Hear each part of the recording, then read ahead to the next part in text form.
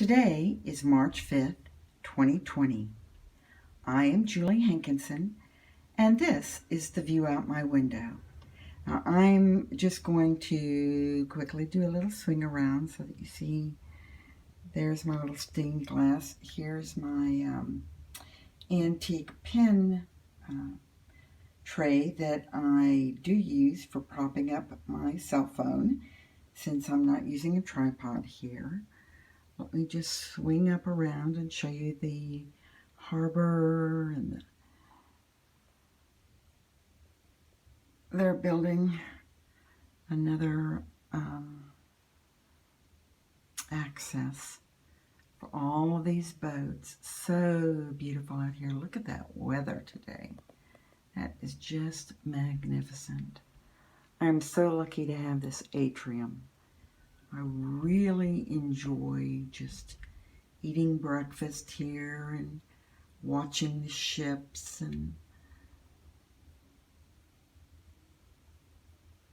and just enjoying the sunshine. So I'm going to put my phone down here since I've given you a little tour. Excuse my thumb there.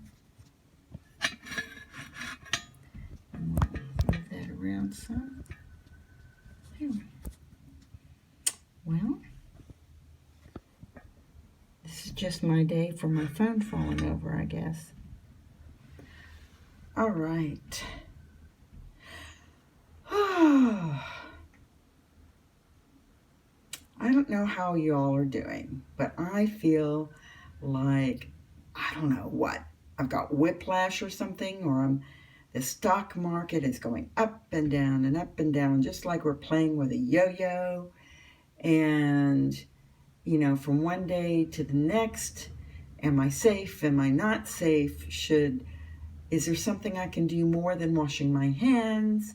You know, the CDC says this. You know, one day insurance is not covering it, and the next, you know, provisions are made and insurance is beginning to cover, and they only cover so much. This whole situation, I think the nicest way to say it is evolving. And as more people do become infected, I think it is bringing awareness to the government that they do need to step in and help individuals, because there's no way that an individual can cover the medical costs associated with an infection. I mean, without declaring bankruptcy. It is just that bad and that catastrophic. And so I'm really pleased to see our government is stepping up and crafting some legislation and, creating a budget to assist all of us with potential medical bills associated with an infection. And that's what we needed, and thank goodness that's what's happening. So, meanwhile, they tried to step in and help the stock market, and the stock market is just, as I said, it's yo-yoing up and down because it responds positively, then negatively, then positively, and and then the federal government prints some more money, and oh my goodness, it's just I don't think most of us know what to do on a daily basis. And so of course I went out and bought more food from my food pantry today. It's like, that's the only thing I know that,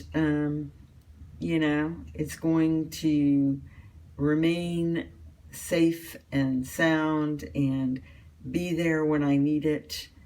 And so just, topping off my pantry, a few more boxes of cereal and and canned goods. So, um, I bought some stuff, some silk thread to knit with, because I'm going to try and recreate um, a antique.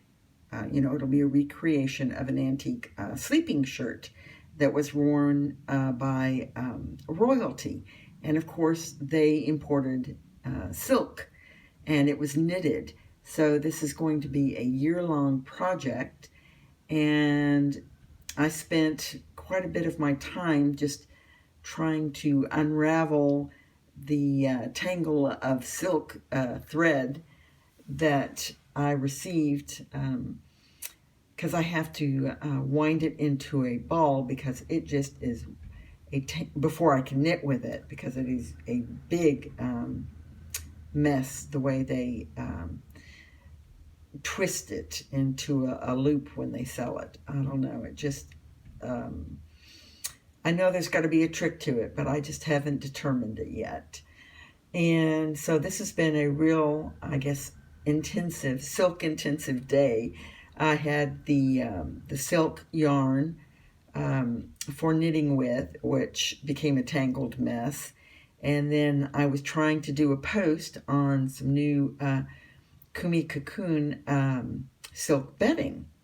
And my phone kept phoning, which I am filming everything with, kept falling over.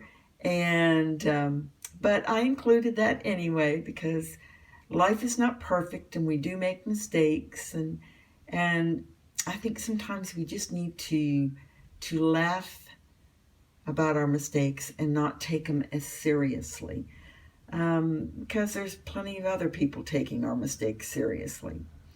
So it's just been one of those days. You put in a good faith effort and do the best you can, and try to just, progress and take care of yourself and take care of your family. And, and just call it a day at the end of the day, and be thankful that you're alive and healthy and that you have food to eat. And, oh, that's another thing. I was experimenting with some dried potatoes that you add heated water to, and then they make instantly mashed potatoes. And I don't know how old the rest of you are, but I remember eating the mashed potatoes in the TV dinners in the late 50s and early 60s. And they had a certain consistency, which is exactly what I got from this instant potato mix. It tasted the same, and it looked and even squished with a spoon the same as from those old TV dinners that I used to eat out of the foil packaging in front of the TV off of a TV tray. That was, oh goodness, that was early 60s. We had black and white TVs. So I'm not much for instant potatoes anymore.